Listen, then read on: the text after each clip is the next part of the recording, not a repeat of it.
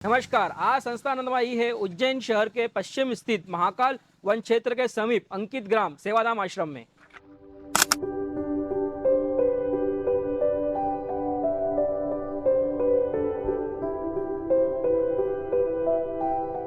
नमस्ते। हमारे साथ हैं श्री सुधीर गोयल जी, जिनको अलग अलग नामों से पहचाना जाता है। कोई इनको पापा बोलता है, कोई पिताजी बोलता है, कोई गुरु, कोई गुरुदेव, कोई अंकल बोलता है, तो कोई इनको भगवान मानता है। सबके लिए अलग अलग पद्धति है, पदवी है, क्योंकि सबने इनमें अलग अलग स्वरूप देखे हैं। आइए आश्रम के बारे में अब इनसे और हम जानेंगे।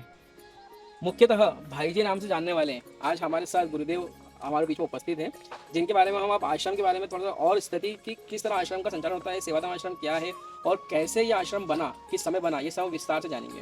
गुरुदेव प्रणाम। मैं आपसे चाहूँगा कि सेवाधाम आश्रम की शुरुआत कैसे हुई, इसके पीछे आपका क्या एक इंस्पिरेशन रही है। देखिए 1987 13 मार्च को मदर टेरेसा हमारे कुष्ठ सेवा केंद्र के भाई बहनों के बीच में आई। उसके बाद में 88 में बाबा आमटे आए। उस समय मेरे जीवन में एक ऐसी हलचल मची कि हम क्यों न इनके समान काम करें, क्योंकि मैं 1970 से काम कर रहा हूँ। आज मुझे 55 साल हो गए। कुष्ठ रोगी नारायण की 86 में मैंने गैरेज में लाकर सेवा की, जो सड़ गया था, बेड सोल्स हो गए थे। और मन में कुछ ऐसे भाव थे बचपन से ही। मेरे मामा, बड़े मामा पागल थे, मेरी बड़ी दादी बौद्धिक दिव्यांग और बहरी गूंगी थी, जिसको हम श्रवण बाधित बोलते हैं, और मित्र का एक भाई भी मल्टीपल डिजेबल था। तो ये सब इन लोगों के लिए कुछ करने की मन में पहले से कुछ थी। लेकिन मदर टेरेसा बाबा आमटे के पास मिलने के बाद में मन में एक अलग विचार आया, संकल्प लिया। 89 में पूरा व्यापार बंद किया और एक ऐसी जगह की तलाश में था जहां उबड़ खाबड़ बंजर हो और श्रम साधना से आश्रम का निर्माण हो। तो 89 में जहां आप खड़े हैं, ये भूमि 14 बीघा खरीदी, आश्रम को दान में दी। इसके ऊपर एक झोपड़ी से शुरुआत की। ये उबड़ खाबड़ बंजर जंगली जानवरों से भरपूर भयाक्रांत वातावरण, अंधेरी रातें, पानी नहीं, पानी दूर दूर से लाना होता था। तो ऐसी जगह पर जब आश्रम का श्रम साधना से निर्माण का संकल्प था, तो मुझे लगा शायद इससे अच्छा कुछ जगह नहीं हो सकती। 89 में इसकी शुरुआत हुई। भाई जी, अलग अलग लोग बोलते हैं दान के स्वरूप होते हैं। एक बोलते हैं कि कन्यादान महादान बोलते हैं, कोई गोदान महादान बोलता है। तो दान के विभिन्न प्रकार होते हैं। एक आम जन जीवन के अंदर जो ज़्यादातर हमें मानव शरीर मिला है, हमें किस दान की बड़ी महत्वता है और हमें कैसा क्या करना चाहिए जिससे हम लोग कुछ पुण्य कमा सकें। देखिए, दान के विविध स्वरूप है और दान भी कोई व्यक्ति अपनी ख्याति के लिए देता है, कोई स्वांतः सुखाय होता है कि किसी की मदद करके, किसी को दान करके उसके अंदर जो है एक संतोष हो, आत्मसंतुष्टि प्राप्त हो, प्रसन्नता के भाव हो, और जिसकी मदद कर रहा है उसको भी प्रसन्नता मिले। तो दान विविध रूप का होता है। लेकिन हमारे गुरुदेव का कहना है कि भूखों को अन्न, प्यासे को जल, निःवस्त्र को वस्त्र, जिसके पास छत नहीं उसको छत, और रुग्णों की औषधि और सेवा से बढ़कर कोई दूसरा कार्य नहीं हो सकता। तो दान हम ऐसा करना चाहिए जिससे जिनके प्रति दान दे रहे हैं उनका जीवन भी, उनका कर्म भी, उनका जो भी विषय है वो भी हल हो, और हमारे मन को, हमारे जीवन को भी प्रसन्नता के भाव। क्योंकि दान कोई देकर वो दिखावे की चीज नहीं है। भाई जी, मैंने यहाँ पढ़ा था कि अंकित ग्राम यहाँ लिखा है, और एक मैंने पुत्रदेव के बारे में कुछ सुना हुआ है, तो मैं इस बारे में जानना चाहूँगा। अंकित ग्राम मेरे इकलौते पुत्र अंकित के नाम पर रखा है, और ये भी इसलिए रखना पड़ा कि बहुत सारे लोग यहाँ आए, जिसमें मैं किसी का नाम नहीं लूंगा, धार्मिक आध्यात्मिक संस्थाओं से, सामाजिक संस्थाओं से थे। तो उन्होंने यहाँ पर जो है अपने फोटो खिंचाए और फिर अपने यहाँ पर भी सेवाधाम नाम रख के वो फोटो लगा दी। तो फिर मुझे लगा कि नहीं, अब क्योंकि उससे बहुत से लोगों के फोन आने लगे, तो मैंने बोला फिर इसका अंकित ग्राम सेवाधाम आश्रम रख देना। और वास्तव में ये महात्मा अंकित की ही देन है। वो इसीलिए जन्म हुआ था उनका कि इस आश्रम का एस्टेब्लिशमेंट करके 7 साल की उम्र में वो परम धाम को प्राप्त हुए, परम गति को प्राप्त हुए। भाई जी, यहाँ पर अंकित ग्राम सेवाधाम आश्रम के अंदर किन किन तरह की सेवाएं और किन किन तरह के लाभार्थी मौजूद है? देखिए, अंकित ग्राम सेवाधाम आश्रम ने वर्तमान 36 वर्षों में 11,000 से ज्यादा लोगों की सेवा की। 11,000 से। वर्तमान में 1100 लोग हैं वर्तमान में 1100 लोग और उसमें 90% दिव्यांग, बहुदिव्यांग, एमआर, सीपी, बिस्तरग्रस्त, कैंसर, टीबी, एचआईवी, संक्रामक रोगों के शिकार, अनेक अनेक प्रकार से मनोरोग के शिकार, विक्षिप्त गर्भवती माताएं, अविवाहित माताएं, विवाहित माताएं और नाबालिग माताएं जो माँ बन गई, ऐसे से बहुत तरह के लोग यहाँ रहते हैं। और ये सबसे बड़ी बात है कि ये जो यहाँ 1100 लोगों का परिवार है, भिक्षुक भी यहाँ रहते हैं। जो अभी इंदौर को भिक्षुक मुक्त अभियान घोषित किया गया, उसमें भी सेवाधाम का बहुत बड़ा योगदान है, वहाँ के कलेक्टर आशीष सिंह जी के माध्यम से, क्योंकि उनको जब उज्जैन में कलेक्टर थे तो यहाँ से जुड़े रहे। तो आश्रम की जो गतिविधियां हैं, आश्रम के जो क्रियाकलाप है, यहाँ सत्यवती महिला प्रकल्प है, यहाँ डिडवानिया रतनलाल अवेदना केंद्र है, यहाँ पर आनंद करुणालय है, यहाँ जयवंती बहन जादव प्राकृतिक चिकित्सा केंद्र है, यहाँ चांदनी मतलानी विद्या निकेतन है। ऐसे बहुत सारे प्रकल्प, यहाँ गौशाला है, यहाँ हमारा अर्पण सेक्रेटरीट है जिसमें कंप्यूटर ट्रेनिंग और गुरु स्वाध्याय मंदिर, ऐसे बहुत सारे प्रकल्प यहाँ पर हैं। इतना खूबसूरत पर्यावरण है यहाँ पे, इतने सारे वृक्ष देख पा रहा हूँ मैं, और मैं जितना कैंपस में भी घुमा था तो सभी जगह पे बहुत सारे घने वृक्ष हैं। तो जब ये स्थापना हुई थी उस समय इसकी स्थिति क्या थी और ये पूरे वृक्ष क्या आश्रम द्वारा लगाए गए हैं? देखिए, यहाँ पर उबड़ खाबड़ ये था, वीरान था, जंगल था, खाइयाँ थी, नाले थे, आपकी कटीली झाड़ियाँ थी। यहाँ 1 इंच का भी पौधा नहीं था, 1 बूंद पानी नहीं था। हम लोग दूर दूर से डब्बों में पानी लाते थे, कावड़ से, पीने का पानी भी नहीं था। और ऐसी विषम परिस्थितियों में इस आश्रम की शुरुआत हुई जब जंगली जानवरों का बसेरा था। ये यहाँ बिजली नहीं, पानी नहीं, रात का अंधेरी रातें, साय साय करती अंधेरी डरावनी रातें। तो 91 में मेरे महात्मा अंकित का देवलोक हुआ शरण, वो परमात्मा की शरण में गए। और उसके बाद से लोग अपनी पुण्यतिथियां मनाते हैं। मैं उसके जन्मदिन को मनाता हूं क्योंकि अवतरण दिवस ही महत्वपूर्ण होता है, और अवतरण भी उस व्यक्ति का महत्वपूर्ण होता है जो अपने जीवन काल में कुछ करके जाता है, उसका उम्र से कोई फर्क नहीं होता है। तो 22 जुलाई को उसका जन्मदिन होता है। तो हम 22 जुलाई से वर्षा मंगल महोत्सव निरंतर कर रहे हैं। तो अभी तक 1.25 लाख से ज्यादा पौधों का रोपण किया, न केवल इस आश्रम परिसर में, अपितु उसके बाहर भी, बिल्वकेश्वर महादेव हो, अंबुदिया गांव हो, पंचकोशी मार्ग हो, सब दूर हमारे ये पौधे हम लगाते हैं। हर साल कहीं न कहीं 2,000, कहीं 4,000, कहीं 10,000 ऐसे पौधे। और इस बार एक बृहद पैमाने पे वर्षा मंगल महोत्सव के तहत पौधे लगाने का हमारा प्लानिंग है, और मुझे ईश्वर पर पूरा भरोसा है कि वो हमारे इस प्लानिंग को सार्थक करें। भाई जी, ऐसे बहुत सारे लोग होते हैं जिनको अलग अलग सेवा कार्य करने का अलग अलग माध्यम होता है। जैसे कोई भागवत कराता है, कोई भजन संध्या कराता है, कोई मंदिर में जाके अपना वहाँ पे कोई दान दक्षिणा करता है। तो आश्रम से जुड़ के वो किन किन रूप में एक सेवा भावी आदमी बन सकता है, वो सेवा अपनी दे सकता है? देखिए, गीता, भागवत, रामायण, हमारे पुराण, धर्म ग्रंथ, पंथ, संत, ये सब केवल एक ही बात कहते हैं कि मानव सेवा ही माधव सेवा है, मानव सेवा ही माधव। और यही हमारा मूल मंत्र है। अगर हम इस एक वाक्य पर अगर चलें तो इसी में सभी धर्म ग्रंथ पंथ संत सबका सार है। और भगवान महावीर स्वामी की भी एक बात मैंने अपने जीवन में उतारी, जिसने दुखियों को जाना उसने मुझे पहचाना।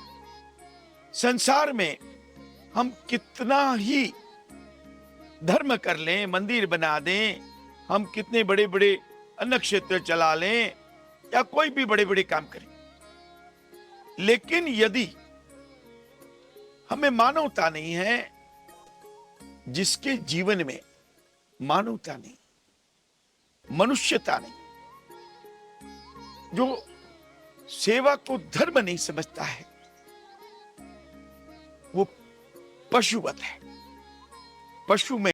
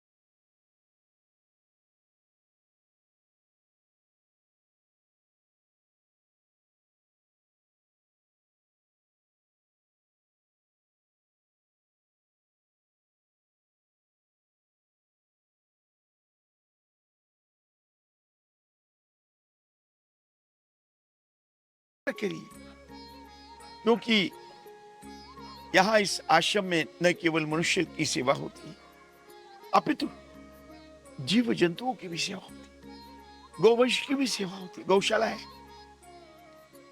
और हम तो बोलते हैं सर्वत्र परमात्मा का वास है, सभी में परमात्मा विराजमान है, चाहे वो एक छोटी सी छोटी चींटी ही क्यों ना हो।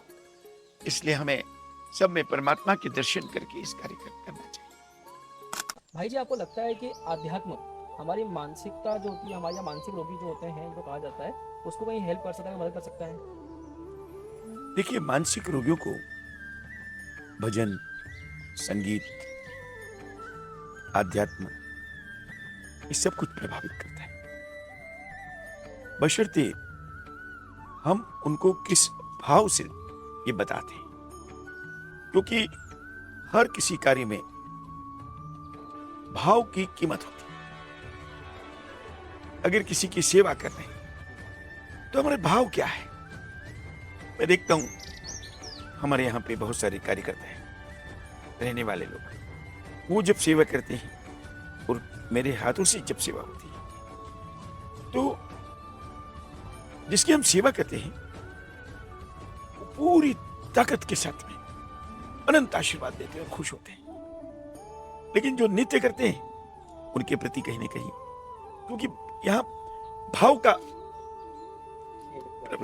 अब आपने देखा जब मैं बच्चों के बारे में गया, महिलाओं के बारे में गया, उनके चेहरे की मुस्कान ये एक अलग होती है। वो समय, वो चीज का हम लोग व्याख्या नहीं दे सकते हैं, वो एक अनुभूति है। तो कोई भी व्यक्ति है वो समझता है आप किस भाव से उसके साथ जुड़े। मित्र भाव आजकल स्वार्थ का भाव हो गया। मित्र दो प्रकार के होते हैं। एक होता है वो मित्र जो मित्रता के माध्यम से अपना स्वार्थ सिद्ध करना चाहता है। एक मित्र वो होता है जो कल्याण मित्र होता है। कल्याण मित्र वो जो आपके कल्याण की बात करे, आपके हित की बात करे, उसको आपसे कुछ चाहिए नहीं। और वो जो कल्याण मित्र होता है उसमें भाव प्रमुख होता है। मैं आपसे आपसे ये भी जानना चाहूँगा कि आपने बताया था यहाँ पे लगभग 1100 लोग हैं और इसमें विभिन्न जैसे बच्चे भी हैं, बड़े भी हैं, बुजुर्ग भी हैं और बहुत सारे मानसिक रोगी भी हैं और बहुत सारे ऐसे लोग हैं जो बच्चे भी जो ऑटिज्म का शिकार हो चुके हैं। तो मैं घूम रहा था तो मैंने देखा था कोई बच्चे हिल भी नहीं पा रहे थे, मतलब छोटे बच्चे हैं और वो बेड से मूव भी नहीं हो पा रहे हैं। तो इनका भविष्य कैसे और रहने वाला है, मतलब इनका आगे जीवन कैसा रहने वाला है? देखिए, यहाँ बहुत सारे लोग बिस्तरग्रस्त हैं, खा नहीं सकते, पी नहीं सकते, बोल नहीं सकते, कुछ देख भी नहीं सकते। इनका संपूर्ण जीवन पर सेवा पर निर्भर है। उन्हें श्रेष्ठ जीवन के लिए बहुत सारे वॉलंटियर्स की जरूरत है, जो उन लोगों के साथ समय दे सके, प्यार दे सके। उनको जीवन में कुछ नहीं चाहिए। जब तक उनकी सांसें हैं, उन्हें केवल एक ममता की इच्छा हो चाहिए, उन्हें प्यार चाहिए। और अगर वो उनको मिलता है तो दुष्कर जीवन भी उसका सुखकर हो सकता है, ऐसा मैं सोचता हूं। तो हम सिर्फ धन ही नहीं, हम अपने जीवन का अमूल्य समय निकालकर किसी जरूरतमंद को देकर भी एक अच्छे पुण्य कमा सकते हैं और हमारे कुछ पाप कम कम कर सकते हैं। क्या सही बोल रहा हूँ मैं?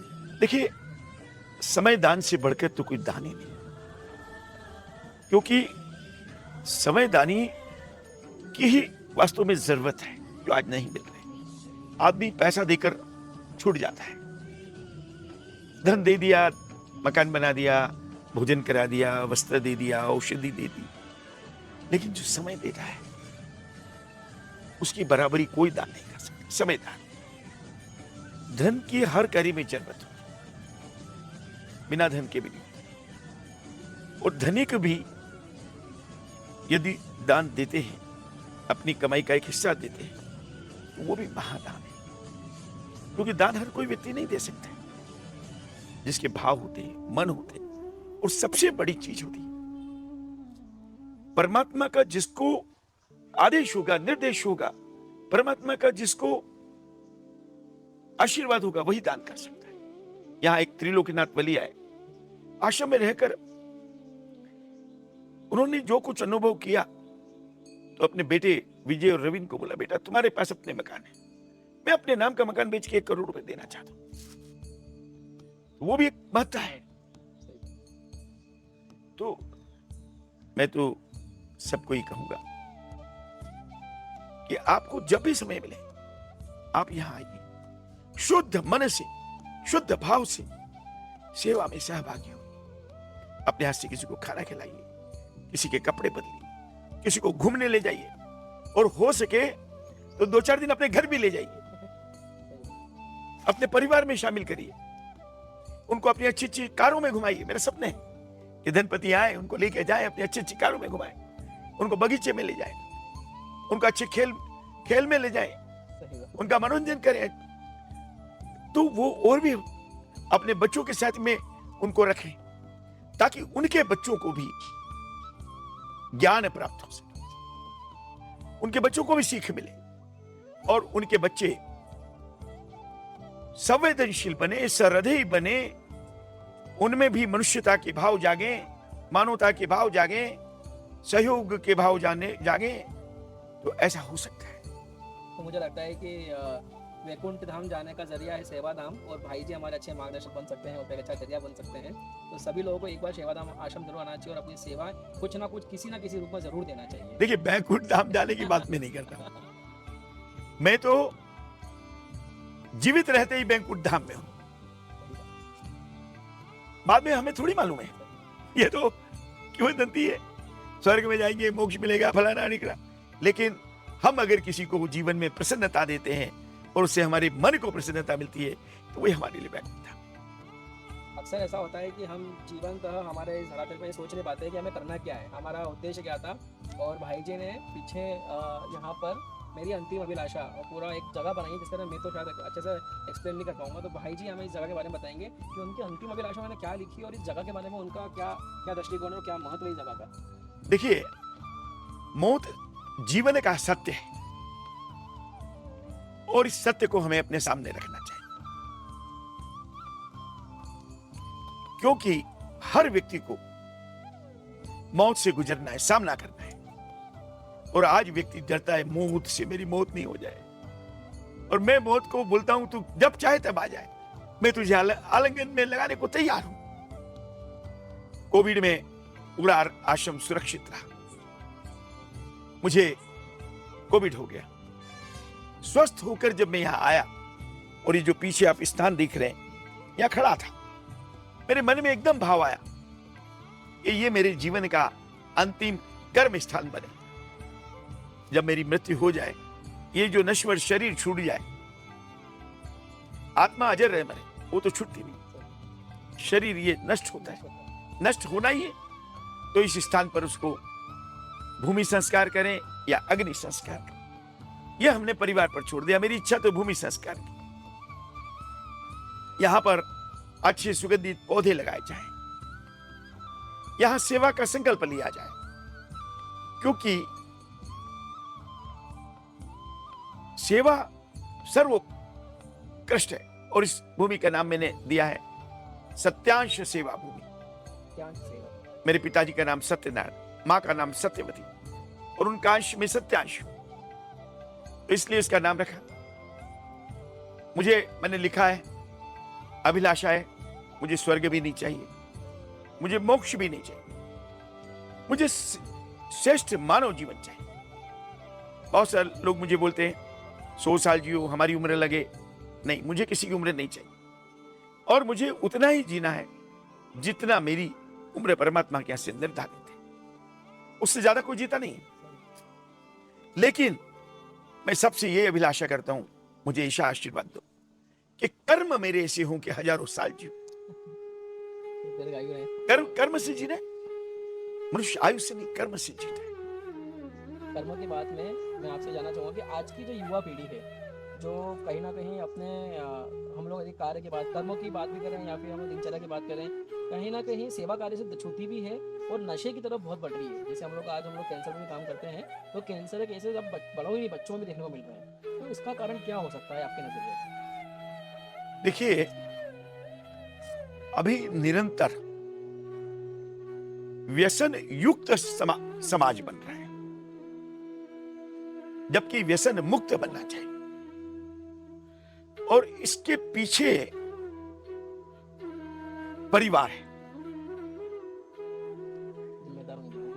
इसके पीछे वो धनपति हैं जो